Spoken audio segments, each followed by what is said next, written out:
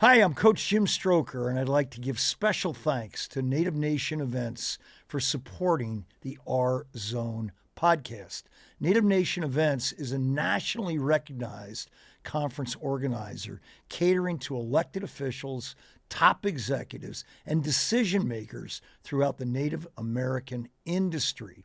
I've had the honor of speaking at a number of their events and conferences. And let me tell you something, these are powerful experiences that help shape the future of Native American community. And I'm proud to do my part in any way. So please show your support and learn more at nativenationevents.org.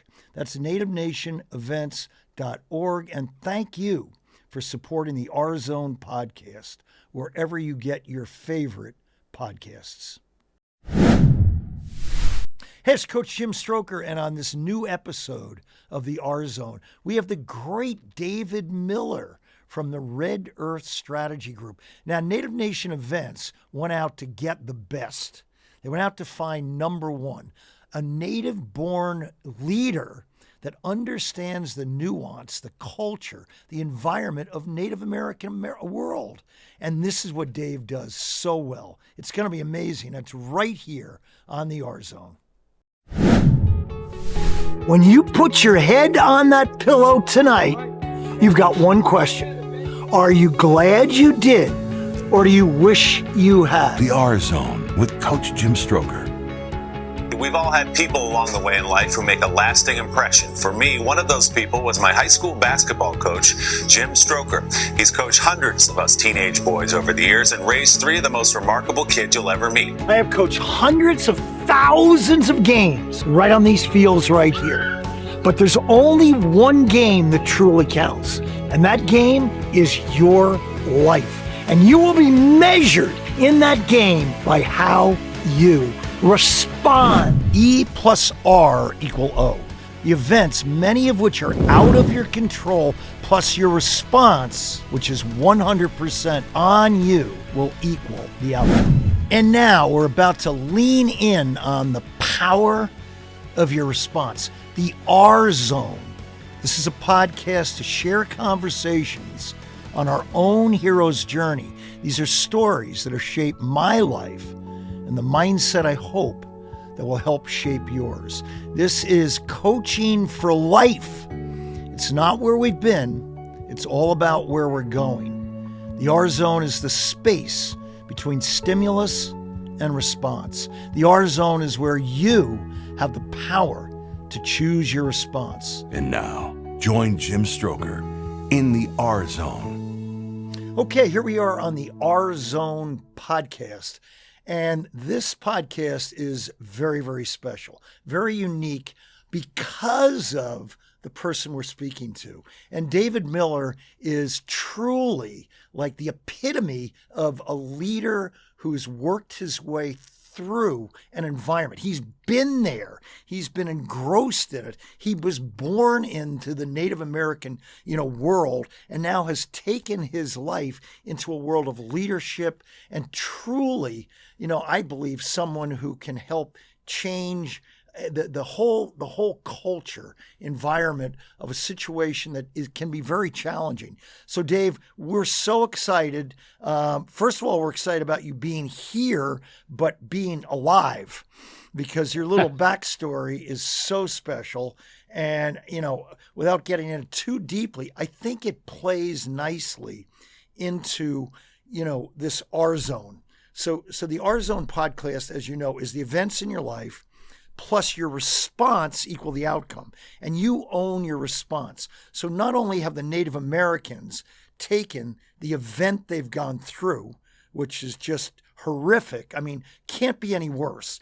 And they turned it upside down with your help and your leadership. But now you, as a leader, of course, ironically, have gone through almost a life-ending experience, and you've had to, pull that R.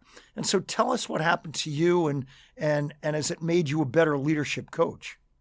A little over a year ago. Yeah, it was an experience that is really hard to describe. And yet, yeah, it was nearly life ending, and ended up having a heart transplant without going into all the details a year ago. But yeah, I love the analogy you drew, because when you think about moving from thriving to surviving, that's exactly what my last year was. Yeah. And not knowing and laying there wondering what was next was is a scary prospect. And understanding, what do I have to do to get through this and work through this? And it took a lot of the attributes that I've talked about for years in leadership to lead myself Yeah.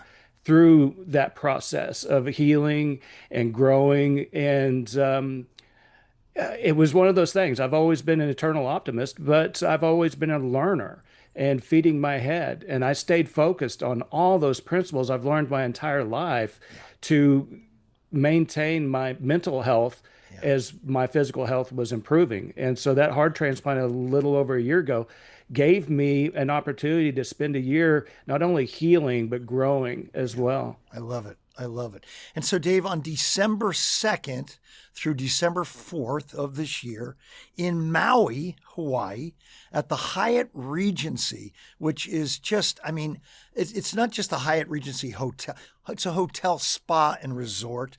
I mean, you talk about an environment that really calls for, those to get in touch with themselves and truly, gather together with other leaders to try to share and be coached by the greatest leadership coach there is. But so how do you feel?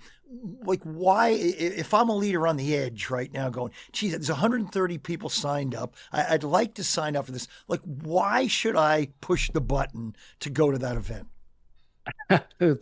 Thanks for asking, Coach.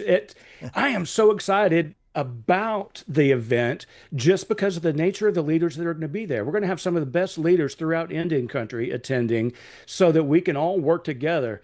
One of my, I won't say pet peeves, but dislikes is attending conferences that are a lecture or just preaching to you or lecturing to you. And even if it's brilliant information, sometimes it can just be boring to consume that much information and then try to find something that you can actually use out of it. And so what I like about this conference specifically is it's going to be integrated into every activity we do. It's going to be engaging, it's going to be fun, but it's going to be interactive. And so the leaders not only get to share their ideas, thoughts, and opinions on what challenges them in leading in Indian country today, we get to share those ideas and we get to talk about solutions, and people get to leave there with actionable items that they can put into practice the day they leave to help lead our Indian country. It's so great. So for those who have not been in the quote unquote dark cave that Joseph Campbell talks about in The Hero's Journey, or in the muddy waters, or in just the thick of what it's like to be in the experience you've gone through. So a leadership coach comes in without understanding what you know. Give us a little tease about what you are privy to, the knowledge that you have that others might not understand about the Native American community and leadership and organizations. Oftentimes, I've heard from other consultants that work in Indian country, well, David, you can say things that I can't, Yeah. or you understand things that I don't. And the reason they say that is because when they see me communicate and talk and work with groups, they see some of the things that I am able to connect with the audience about because I was there, because I lived it, because I grew up in awe of these leaders in Native American communities and in our tribal council, and growing up and seeing those and being inspired and motivated by my elders was an incredible experience. But being able to understand that and connect, and just growing up in Oklahoma in that kind of atmosphere where you get to see and experience those types of things, and it is different. People, it's really hard to explain unless you've been there, but there's some wonderful programs that explain it really well out there now, and I'm proud of those. and yet growing up in Indian country and some of the things, trials that we face and the communities that we have and the challenges and overcoming those challenges and the way we communicate with each other is different how we communicate outside of Indian country. And the things that we know and understand, it's like being in a circle or a community that other people don't get. So being able to have that experience and modern outside world business experience and being able to combine those and connect in a way that other organizations may not be able to really makes a difference in how I'm able to help teams grow. I love that. And one of the things we talked about the other day was that there is one universal principle to leadership, not only in the Indian country, but in every country. And that is the key tenet of being a great leader is truly caring about your people and having them truly feel that you do care. And one of the ways that you do care is to truly understand them. And, it might be hard to understand them if you haven't been through or walked in the shoes that they've walked in. So tell me more about this connective device called trust that comes from these little extra things that great leaders do. That immediate connection, like you said, no matter where we're at, no matter what team or organization we're with, if you have a connective experience that you've shared and that you've gone through, that tightens the bond immediately. And that builds a trust that no one else can understand. And that's what we try to build with our teams and our organizations to help them thrive. And so as it's a leader's responsibility to understand the situation that they're in and the responsibility that they have. Yeah. And so when you have that shared experience, it's a shortcut to being able to communicate more effectively and being able to connect on a level that no one else can. And when you can do that, then you move a lot of the obstacles out of the way so you can focus on what it is that we need to work together on to grow and to be more effective than we currently are. I love that. And so if there's always that question in the back of your mind, this person is brilliant and they sound smart and they're giving me a lot of good information, but there's that doubt still there hovering, it's harder to hear what they're trying to say. And they may have brilliant information, but it's hard to connect. And when you have that shared experience, it's a lot easier to build that trust. I love it. One of the really ironic things, we had a little technical difficulties here before we got started, but it's just perfect because, again, this podcast is called the R Zone, and the R Zone is your response to challenges. And you and I talked the other day about how crucial it is to regulate your emotions and stay in a state of composure, like not lose your cool.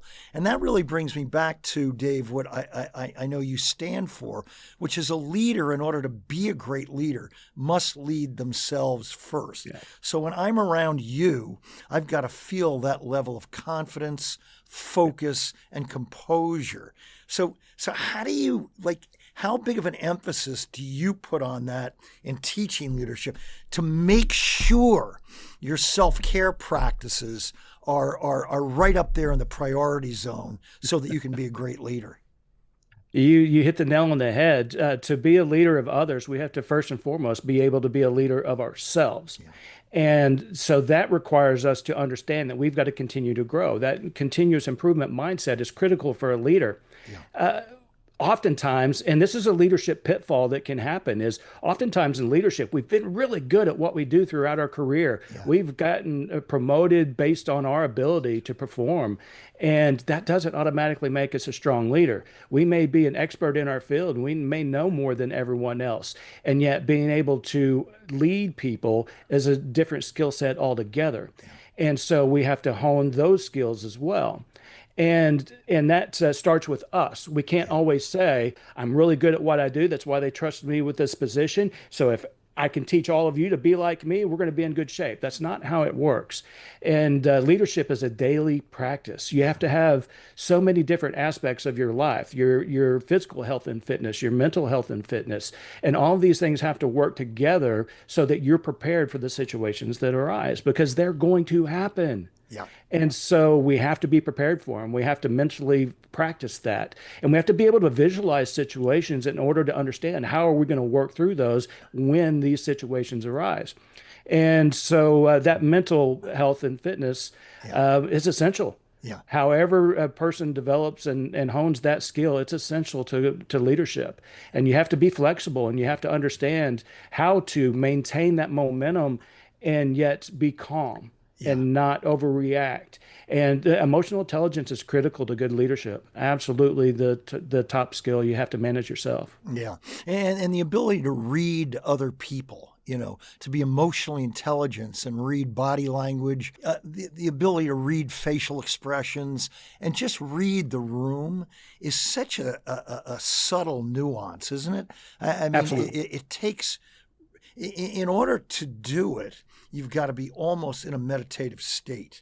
You So, do. so you talked about the physical part of keeping yourself feeling strong. And I know the Native American community has always prided themselves in that.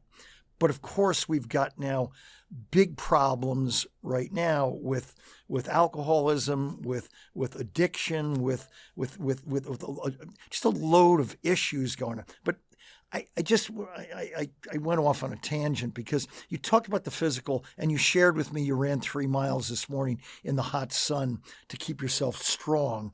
And I know you have a very intimate meditation skill work that you do. But Dave, I'm just intrigued by your answer to this. What I don't understand is the uniqueness of the spirituality. I'm not, and if it's okay, I go here. Like what I don't get, is what the Native is such a powerful part of any Native American's life, right? And the Indian. But what don't I understand that you understand that you could share? That, when I think about it, and I thought about it often because of, living in different places around the country and traveling around the world and stuff. And you see so many different communities and societies and cultures. And I always wondered since I was little why, as a group, we have such an affinity with nature. Yeah. And we have such a huge connection with nature, and that's always been in me for some reason, and I can't explain it. It's something that I know throughout Native American communities, whether we are civilized and living off reservation, living in urban communities or whatever, we still have this draw and this connection with our environment. Yeah. And every aspect of our environment. Yeah. And it is so critical and important. And I know other people can feel it too, but maybe they can't describe it.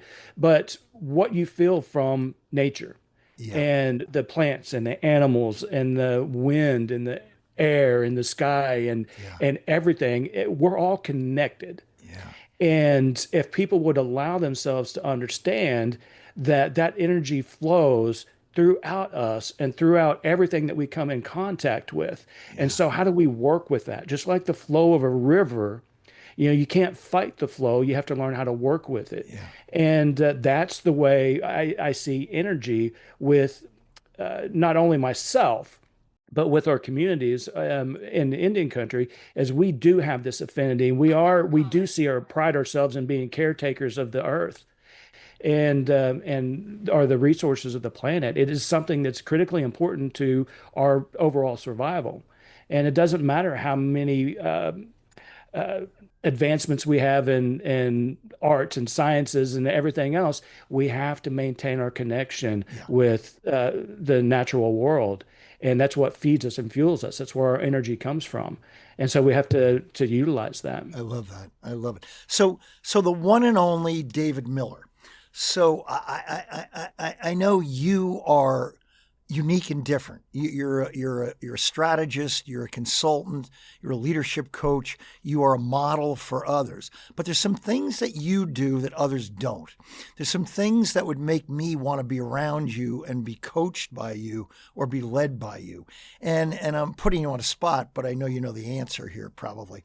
Is what is it that Dave uses as his elixir, his magic. Like if I'm around you and I spend time with you and I learn from you, what is I get from you that I can't get from anyone else? And I'm not sure that you can't get it from anyone else because I think we all have the ability. But one thing that sets me apart is I think people can tell right away that I absolutely, truly care. Yeah, I care. I care about their success. I care about them understanding that this world can make anything happen for them.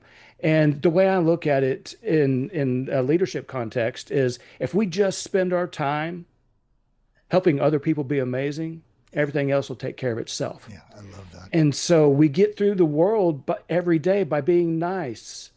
Nice isn't good enough. We need to be kind. Yeah. And when you can share kindness with every single person you meet, they know it. They can tell. It's not just being nice. And everyone can tell that kind of fake individual, but if you truly understand, care, and listen to others, they tell you exactly what they need to be more successful. And I love it. And we just have to be able to listen. I love it. That differential, that line between nice and kind, right? So nice is just a shortcut. Nice is Dave, good luck, right? Kind is that next step, right? And you think having people feel like they're cared, heard, and seen is maybe one of the keys to being a great leader. Yeah, absolutely. Okay. And for every aspect of leadership. Now, people have tried and still try every day to think they have to defend their position and prove that they're right and be a strong, powerful leader. And no, we've got to be a strong and powerful people person. I love it. And I guarantee that'll outpace anything. Right. So one or two last questions. So Dave, to be a leader can be fun. It can make us feel great. It can be energized. But then all of a sudden we've got the problems. All of a sudden it's a leader's job to take care of the rugged, hostile situations, right? So those difficult conversations that need to happen with someone who's part of your team, and the nuance, the subtlety of having those conversations. You told me about this, your thoughts on this yesterday. I thought it was just genius on the real strategies of having really great, almost looking forward to those difficult conversations because you've got a strategy, a technique that you use. So just tease us with that a little bit. Leaders have to master the art of having difficult conversations. It is going to happen. So leaders have to really focus on what do I do when this happens? Because the worst thing we can do is put it off, right? Or not address it. Because if we believe in accountability, we believe in building strong culture, then we have to be able to embody that and demonstrate that. And having difficult conversations is an inescapable part of what we have to do as leaders. And there's a method that I go through that I call eloquently assertive, which is a combination of things, but it's being able to convince somebody that this conversation is necessary and working together to find a resolution. And but it takes asking, it takes listening, and it takes reflecting on the situation. And we have to remove individual and personalities from that and focus on the system and work towards the results. And so there's different tools that we can use, how to disagree agreeably and having those difficult conversations. There are processes, just like practicing anything else we want to do. A muscle's not going to get built unless we stress it and unless we push it to its boundaries, right? And so we want to continue to build that muscle.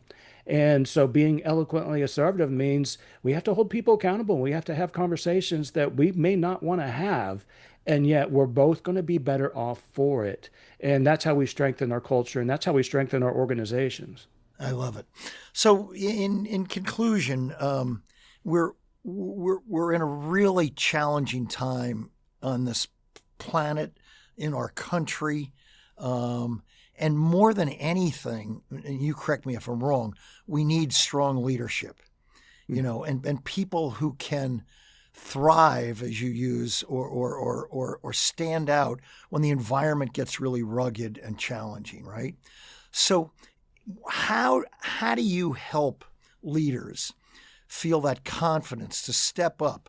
And who would you use as a North Star, as a model, as a symbol in the Native American community? Leaders that you've seen, leaders that you could, talk a little bit about, who modeled composure, strength, courage in difficult situations. Could you pull one or two from the Native American leadership world that I wouldn't know, that I'm sure all these Native American leaders have been aware of? And what are some of the things that they've done which for you picked them as a North Star? Oh, sorry, I don't. It's not funny, but some of the things that I admire about some of our ancestors and some of the strong leadership we've had in Indian country are the ones the Sitting Bull and the Crazy Horse, and it's that mentality of survival Yeah. and doing what we need to do to survive. And you look at other leaders like Geronimo and Cochise and Quanah Parker, and there's a mentality of survival. And for thousands of years we've been here, and we're still here. And oftentimes overlooked because people, you would be amazed at the people I still run into when I travel that are shocked that we still exist as a group. Yeah. And yeah, they've heard of Native Americans or they've read about them in books or whatever and taught about them a little bit in school, but that we still are organized and thriving as societies and civilizations within the United States. And they don't understand that. And there's a lot of leadership examples. Oh man, I could spend hours going through them. But they inspire me just because of the grit and the mentality for not only understanding what do I need to do to survive right now, because it wasn't for me, it was for us. Yeah.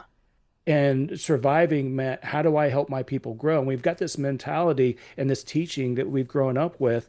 And you may have heard of it. It's thinking about the seventh generation. So it's always thinking about 7 generations from now. The decisions that we make right now, how is that going to impact our 7 generations from us? And how do we make sure that we're strengthening our traditions and our thoughts and our values and building a community that survives to those 7th generations, but not only survives it, makes it better than we currently are. Everyone wants their children to be better than they are and have better opportunities. So how are we ensuring that that success lifts up our descendants 7 generations from now? And there's so many leaders that talk about that and practice that, and it is key to why we're still here. I like to throw out just 5 quickies that I'll give you 20 seconds or less to answer. Okay. Question number 1: what tattoo, symbol, picture do you either have on your left forearm or you would choose to put there that would look at you every day to inspire you? Both forearms say "Stay human." Stay human. Stay human. Left side's in English, right side's in Oto. Yeah, it says stay human. Stay human is a philosophy that I practice every day. When I get out of bed, I tell myself, and I tell the Creator, please give me the ability to affect everyone I meet today in a positive way. Yeah. I fell at that for sure. Really? But I do not stop asking every day for the ability to affect everybody I meet in a positive way. I love it. Okay. So question number 2, where are the biggest opportunities for business for Native American communities? Business opportunities, and it's hard to consider different things to grow. And so really it depends on the area and the environment. There's so many things that go into figuring out where are we going to be economically viable. because there's so many considerations. Yeah. How are we going to continue to build resources for our community and be able to provide these resources? And where are we best positioned to make that happen? There's small tribes, there's medium-sized, large tribes. And so you've got examples like the Choctaw, Seminole, Cherokee that have all of these business opportunities. Yeah. And it's amazing because they create so many job opportunities, but they help the tribe thrive as well.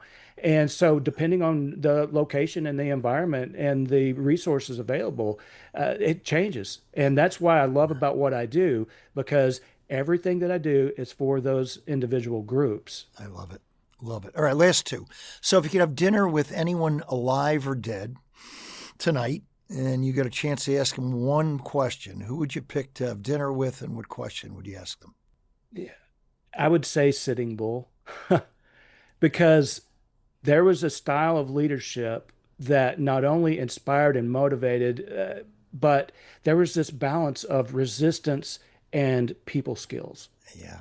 And it was for the survival, but it was for the benefit of everyone. Yeah. And so I would want to pick his brain, and I would ask him why. Yeah. Did he feel that way or think that way? And correct me if I'm wrong, when Sitting Bull was the Custer's last stand, this big battle, correct? Correct me He if was I'm wrong. one of them, And right? Sitting Bull takes a different strategy to lead.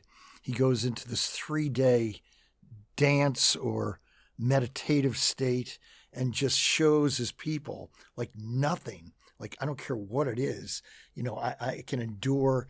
Then he put what into his body. I mean, he was just like, amazing, right?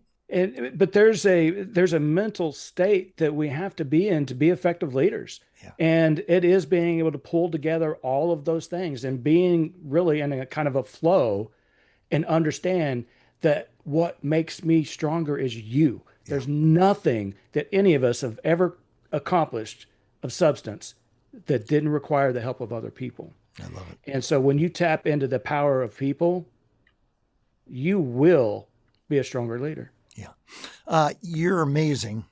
I'm sure you're aware of it. Extremely humble, but you walk the talk. You've been there. And I think your special sauce, is that you can connect with people, because you're really curious about people and you care about people. And I think, maybe I'm wrong, you can help me. I think you always are willing to do the little bit extra to really help people grow, because you said it, like, that's my job, is to make other people amazing. So just finish us with one last statement about caring for others. When you truly care about others, it does create that connection. And when you can inspire and motivate them, then we have to figure out, how do we continue to build those skills and understand what within us needs to come out and connect.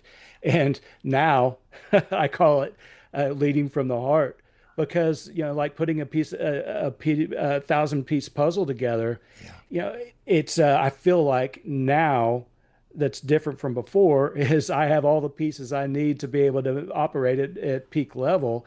And that includes my heart. Yeah. And so leading from the heart is simply about creating excellence and amazing people around you. And it's one thing that I think we could never get enough of or ever forget is like I mentioned before, strengthening leadership through others.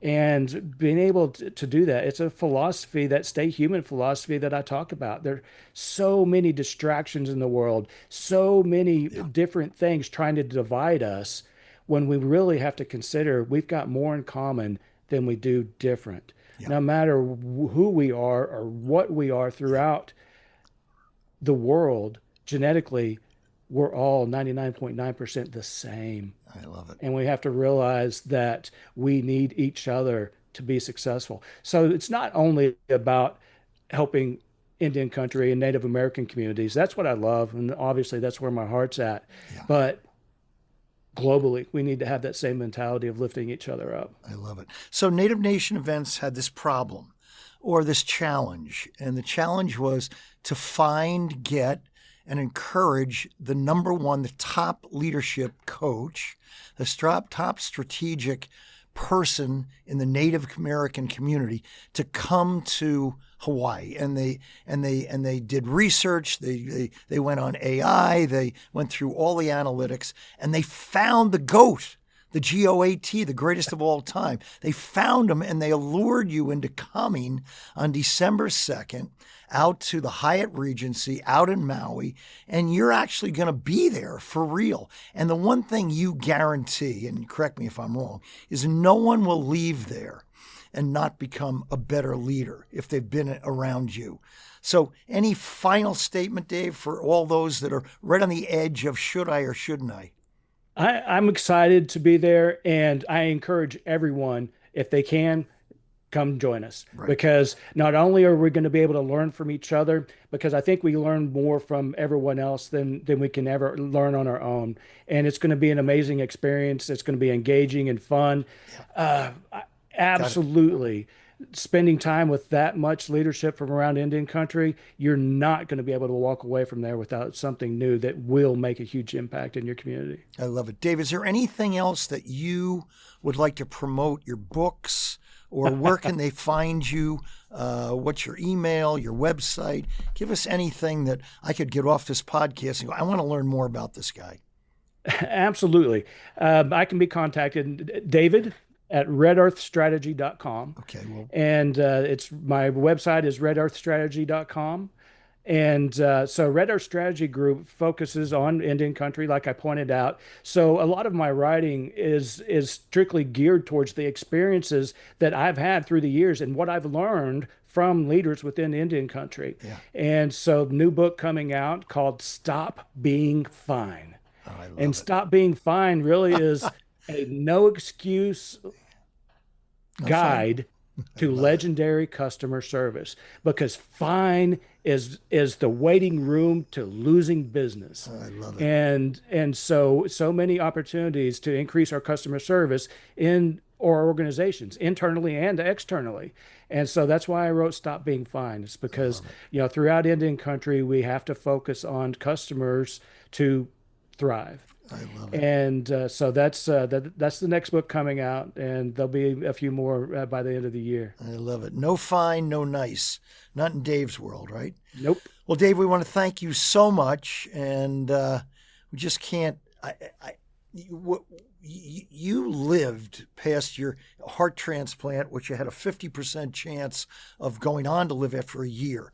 I have a funny feeling you're here on this earth for a reason. It wasn't time for you to leave yet. You've got too much work to do. And the Native American conference and that's going to happen should just be the best ever. So thank you, my friend, so much. And I'm honored and grateful for the time you've given us. Coach, I appreciate you. You're a legend. I was so excited to be able to sit with you, and thank you for taking the time to visit with me. This has been fantastic. Thank you, my friend. Thank you. Hey, thanks, Dave, so much for this episode. It was incredible.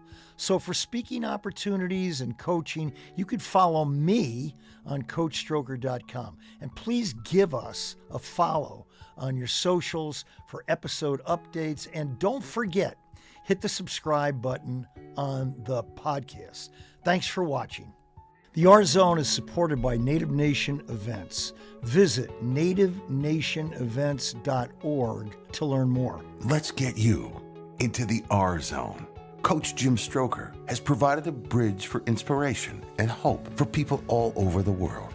Are you ready to transform your life and your leadership skills? Invite Coach Stroker to inspire your students or motivate your teams, offering personalized keynote speeches, dynamic workshops, inspirational life coaching, and comprehensive leadership training from Fortune 500 companies to students all over the country to nonprofits and individuals. Empower yourself to become the best version of you with Coach Jim Stroker. For speaking, workshops, training, or coaching, work with Jim Stroker.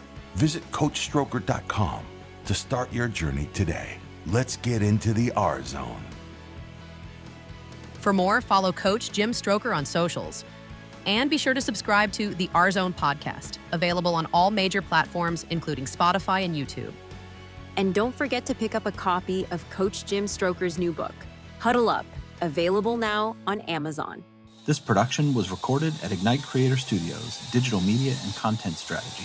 Visit ignitecreatorstudios.com.